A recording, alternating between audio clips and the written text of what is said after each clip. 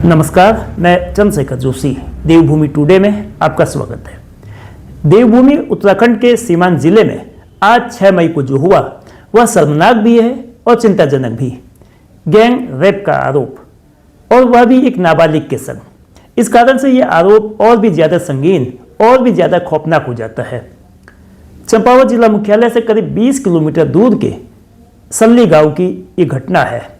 सामूहिक दुष्कर्म की इस वारदात ने सनसनी फैला दी। आरोप 3 लोगों पर है। तीनों आरोपी उसी सल्ली गांव के हैं। आरोपियों में युवा भी है और अधेड़ उम्र का व्यक्ति भी। यहाँ तक कि एक आरोपी सत्तारूढ़ राजनीतिक दल का कार्यकर्ता भी बताया गया है। वैसे तीनों आरोपियों के परिजनों ने आरोपों को आधारहीन बताते हुए निष्पक्ष जांच की मांग की है। वहीं चंपावत पुलिस ने पीड़िता के पिता की तहरीर पर मुकदमा दर्ज कर लिया है। इस वीडियो के बनाए जाने तक आरोपियों की गिरफ्तारी नहीं हो सकी थी। अलबत्ता पुलिस उन्हें पकड़ने के लिए प्रयास कर रही है।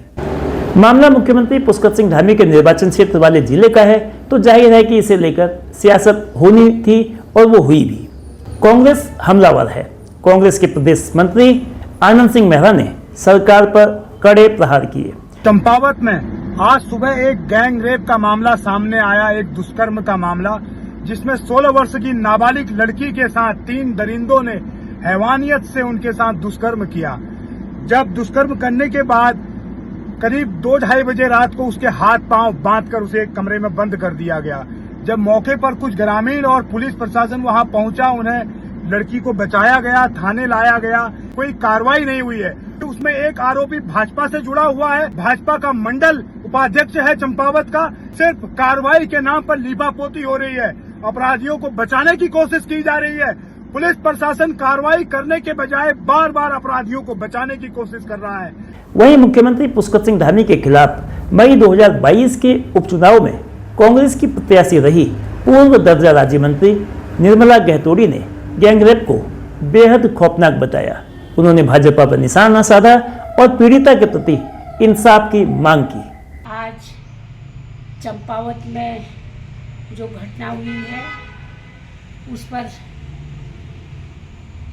एक दुख के साथ कह रही हूँ कि ऐसी घटना हमारे क्षेत्र में दुखदायी है और ये जो अपराध को हमारा बढ़ावा दे रही है। ये घटनाएं पूर्व में भी हुई थी, किसी तरह से उसमें उसका अंत हो गया है, लेकिन जो ये घटना आज घटी है ये अत्यंत दुर्भाग्यपूर्ण है। एक नाबालिग बच्ची के साथ इस तरह का दुष्कर्म होना ये समाज के लिए अच्छी बात नहीं है। और सबसे बड़ी दुर्भाग्य की बात है कि वो व्यक्ति किसी राजनीति दल से जुड़े हुए हैं। तो आखिर इतना घमंड किस बात का है किसी राजनीतिक दल में होना। आज ये जो घमंड की है एक सीमा पार कर गए हैं। तो इस तरह से जो घमंड हो रहा है, जो इन लोगों ने दुष्कर्म किया है, मैं आज पुलिस अधीक्षक से और जो भी हमारे न्याय विभाग है उनसे कहूँगी कि ऐसे दोषियों को कड़ी कार्रवाई होनी चाहिए। और मैं तो ये कहूँ कि ऐसे लोगों को जो समाज से बिल्कुल बहिष्कृत और कठिन से कठिन कार्रवाई होनी चाहिए।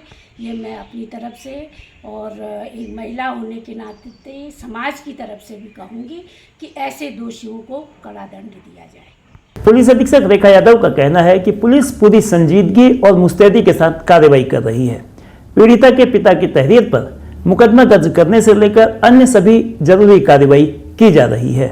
आज दिनांक 6 मई 2026 को 112 के माध्यम से कॉलर द्वारा सूचित किया गया कि एक नाबालिग बालिका जो अपने दोस्त की शादी में सम्मिलित होने के लिए सल्ली गई थी, वह वहां से मिसिंग है। इस सूचना पर तत्काल कोतवाली चंपावत का फोर्स मौके के लिए रवाना हुआ। वहां पहुंचकर जानकारी जुटाई व पीड़िता की खोजबीन हेतु लग गए। इसी क्रम में एक डेयरी के पास से लड़की की बरामदगी हुई। बरामद पीड़िता से बातचीत के क्रम में यह ज्ञात हुआ कि उसके साथ कुछ लोगों द्वारा दुष्कर्म किया गया है। इस पर तत्काल पीड़िता को जिला चिकित्सालय लाया गया, जहां उसका उपचार व मेडिकल परीक्षण कराया गया।